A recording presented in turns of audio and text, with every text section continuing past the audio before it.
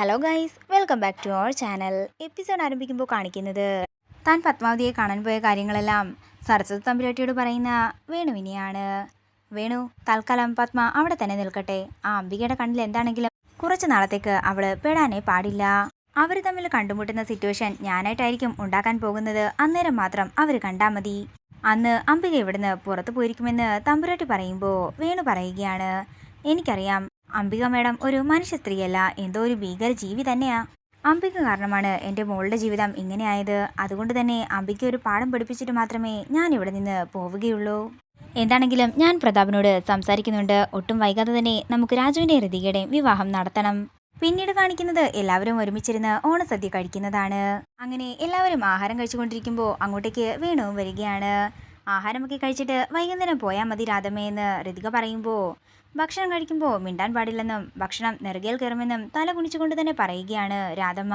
ഇത് കേൾക്കുന്ന ഋതികയ്ക്ക് വിഷമമാകുമ്പോൾ ബാക്കിയുള്ള എല്ലാവർക്കും സന്തോഷമാവുകയാണ്. തുടർന്ന് ഇതെല്ലാം കണ്ട് ദേഷ്യത്തോടെ വേണു അവിടെ നിന്ന് പോകുന്നു. പിന്നീട് കാണിക്കുന്നത് രാധമ്മ കൈ കഴുകാൻ പോകുന്ന സമയത്ത് വേണു അങ്ങോട്ടേക്ക് ചെല്ലുന്നതാണ്. നീ അവിടെ നിന്നേ, എനിക്ക് നിന്നോടൊരു കാര്യം ചോദിക്കാനുണ്ട്. ഞാൻ പല പ്രാവശ്യമായി ശ്രദ്ധിക്കുന്നു, നീ എന്താ ഋതിക മേഡത്തിൽ നിന്നും ഒഴിഞ്ഞു മാറി നടക്കുന്നത്? അതെന്റെ തോന്നലാണോ അതോ രമ്യയും അവളുടെ അമ്മയും കണ്ടിട്ട് നീ മനഃപൂർവ്വം കാണിക്കുന്നതാണോ?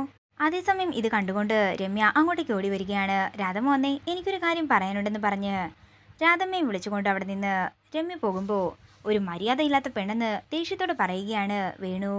എന്തൊക്കെയോ അഡ്ജസ്റ്റ്മെന്റുകൾ നടക്കുന്നുണ്ട്, എത്രയും പെട്ടെന്ന് അതെല്ലാം കണ്ടുപിടിക്കണമെന്ന് വേണു മനസ്സിൽ പറയുന്നു. പിന്നീട് കാണിക്കുന്നത് ദീപക്കിനെയാണ്. തലയിണകളെല്ലാം എടുത്ത് അടുക്കി വെക്കുന്ന ദീപക്കിനെയാണ് കാണിക്കുന്നത്. അല്ല, ഇനി എന്താ പരിപാടിയെന്ന് കൊച്ചമ്മണി ചോദിക്കുമ്പോൾ ഇനി ഓണത്തലാണെന്ന് ദീപക് പറയുന്നു. ഈ പില്ലോ വെച്ച് പരസ്പരം തല്ലണം. ആർക്കാണോ കൂടുതൽ തല്ലുകൊള്ളുന്നത് അവർ തോൽക്കും.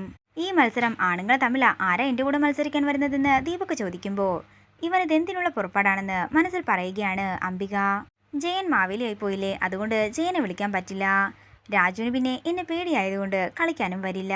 ഞാൻ എന്താണെങ്കിലും ദീപകിനോട് മത്സരിക്കാൻ ഒരുക്കമാണ്. രാജു വേണ്ട, ഇതിലെന്തോ ചതിയുണ്ടെന്ന് ഋതിക പറയുമ്പോൾ എന്താണെങ്കിലും നമുക്ക് കണ്ടുപിടിക്കാമെന്ന് ഋതികയോട് രാജു പറയുന്നു.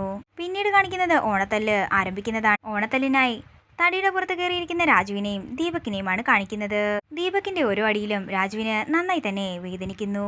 രാജുവിന് തല്ലാനൊരു അവസരം കൊടുക്കാതെ ദീപക് തല്ലിക്കൊണ്ടേയിരിക്കുമ്പോൾ ഋതിക തമ്പുരാട്ടിയോട് പറയുകയാണ്, അമ്മാമ്മേ, ഇതിലെന്തോ ചതിയുണ്ട്.